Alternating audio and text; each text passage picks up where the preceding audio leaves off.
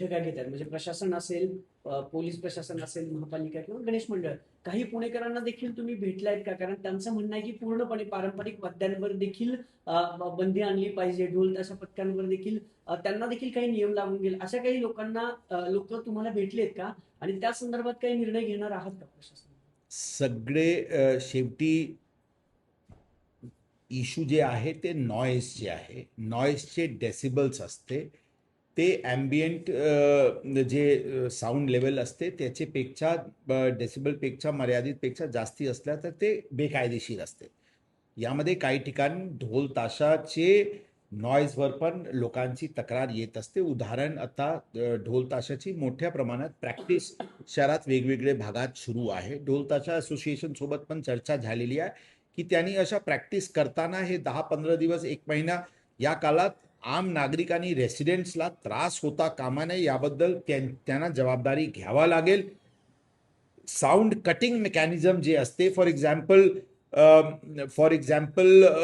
त्यांनी प्रॅक्टिस करताना काही स्पॉन्ज किंवा काहीतरी लावते ज्याच्यावरून साऊंड कमी येते किंवा काही साऊंड कटर्स लावते किंवा काही इनडोर प्रॅक्टिस करते. अशा प्रकारचे उपाययोजना सुरू आहे. जिथे सर्रास उल्लंघन दिसते त्यावर कारवाई करण्यात आलेली आहे, करण्यात येत आहे. उदाहरण सिंगर रोडला काही झाली होती, त्यामध्ये तिथे बंदी घालण्यात आली होती. तर म्हणजे जे दिलेली नियम आहे, जे प्रचलित कायदा आहे त्याची अंमलबजावणी करण्याचे प्रयत्न सुरू आहे आणि जे उल्लंघन होईल त्याच्यावर 100% कारवाई होईल. प्रॅक्टिसचं झालं, पण सर विसर्जन मिरवणुकीच्या दरम्यान किती ढोल आणि किती ताशे लावायचे याच्याबद्दल काही ठरवलं? किती पथकं सगळ्यात महत्वाचं? शेवटी आपण बघा किती पथक राहतील, पथकची संख्या किती राहील, त्याचे किती मंडळांमध्ये वाजवणार, ही सगळी गोष्टी प्रयत्न करू. काय त्यामध्ये आम सहमती आणि त्यामध्ये काय योग्य हे राहील त्याबद्दल निर्णय होईल. परंतु आपल्याला लक्षात ठेवावं लागेल शेवटी पोलीस दलांसाठी प्राथमिकताचे विषय आहे की कायदा सुव्यवस्था न होता नियमाचे सगळे नियम आणि कंडिशन्सचे पालन होऊन मिरवणूक आणि पूर्ण जे क्राऊड मॅनेजमेंट योग्यरित्याने करून महिला सुरक्षा लक्षात ठेवून ते सण उत्सव पार पाडायला पाहिजे. आता त्यामध्ये ढोल ताशा एक पथक आहे, पथकमध्ये 60 लोक आहे की 120 लोक आहे की 240 लोक आहे, त्याची असे काही विशेष फरक त्याचे विसर्जन मिरवणुकीवर पडत नाही. परंतु लक्ष्मी रोड आणि तिलक रोड डिकंजेस्ट करायसाठी जेणेकरून योग्य वेळी कोणताही मंडळला अवाजवी किंवा भरपूर वेळी त्यांना थांबावा लागेल एका ठिकाणी, अशा स्थिती न होता कसे सुरळीत करता येईल त्याबद्दल पूर्ण इश्यूज आयडेंटिफाय करण्यात आलेली आहे. जे अंदाजन 176 ते 194 या रेंजचे मंडल्स आहे जे लक्ष्मी रोड क्रॉस होतात, त्यांच्याशी चर्चा वेगळा सुरू आहे की हे अंदाजन 180-90 मंडलला कसे स्मूदन करता येईल, विशेष करून बेलबाग चौकवरून अलका टॉकीज चौक पर्यंत आणि जे 12 ते 14 गली आहे जे लक्ष्मी रोडवर जॉईन होतो त्याचे काय नियोजन होईल त्याबद्दल वेगळी एक विचार विमर्श सगळ्यांसोबत चालू आहे. त्याचबरोबर जे पूरम चौकवरून येणारे तिलक रोड आणि त्या मार्गाने अलका टॉकीजला कडे जो येणारे मंडल्स आहे त्या मंडल्स सोबत पण चर्चा वेगळी सुरू आहे.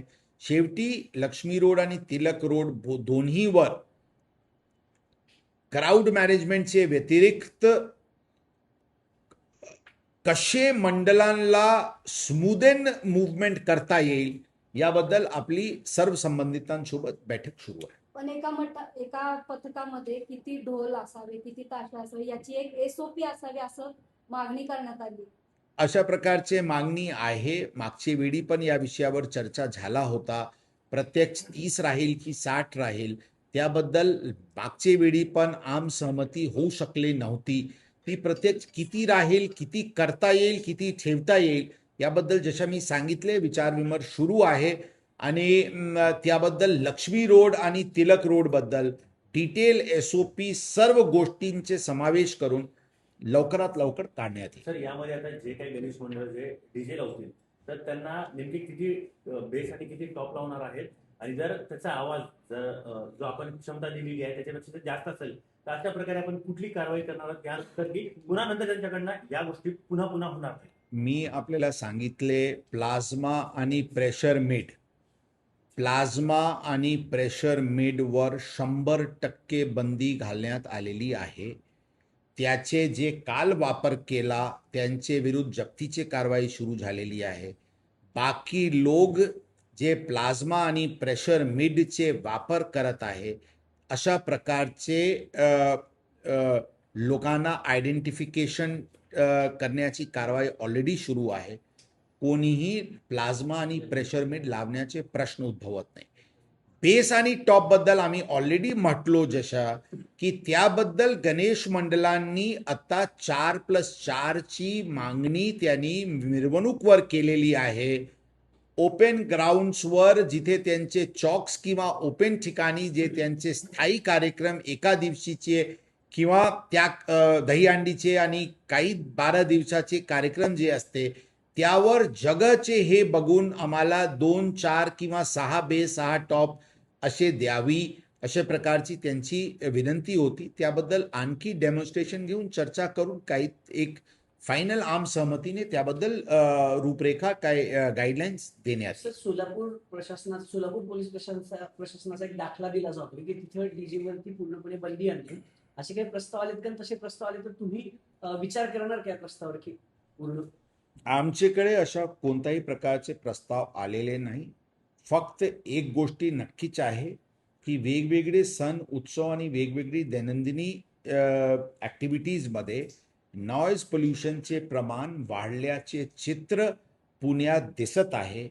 ते ट्रेंड रिव्हर्स करणे अत्यंत गरजेचे आहे आणि त्याबद्दल आम्ही जे सर्वपक्षीय बैठक घेतली त्यामध्ये सर्वांनी या विषयावर एक पॉझिटिव्ह भूमिका घेतलेली आहे. गणपती मंडळांसोबत अत्यंत चांगली चर्चा आज दुपारी पण आणि पूर्वी पण झालेली आहे. त्यांना पण याबद्दल सहकार्य करण्याची त्यांची मानसिकता आहे.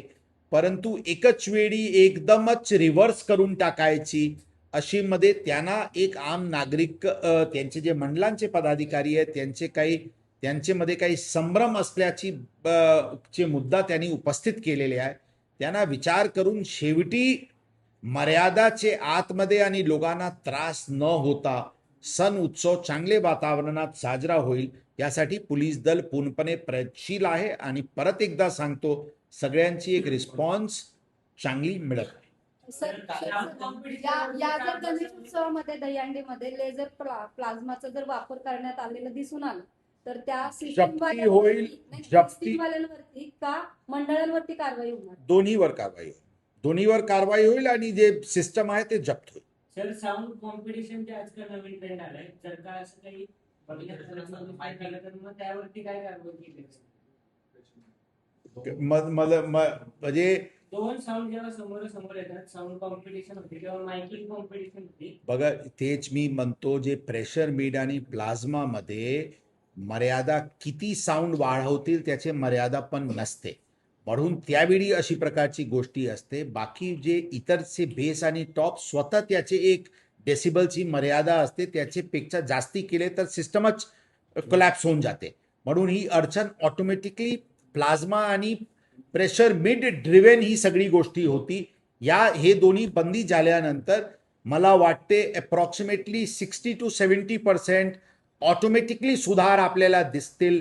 काल पण जे सण उत्सव झाला त्यामध्ये पण जे 112 वर येण्याचे कॉलचे जे अशा प्रकारचे सण उत्सव मध्ये जे 112 वर डायल 112 वर कॉल येते त्याचे प्रमाणमध्ये पण अत्यंत कमतरता दिसली. म्हणून चित्र पूर्वीचे कालापासून काल चांगली दिसली आणि जे उल्लंघन केला त्यांच्यावर जे आज कारवाई झाली त्याच्यामुळे पुढच्या काळात आपल्याला स्पष्टपणे क्लिअरली आपल्याला सुधारणा दिसते. कार्यकर्त्यांचा एक आक्षेप आहे की पार्श्वभूमीवर पोलिसांकडून त्यांच्यासोबत घेतल्या जाणाऱ्या बैठकांमध्ये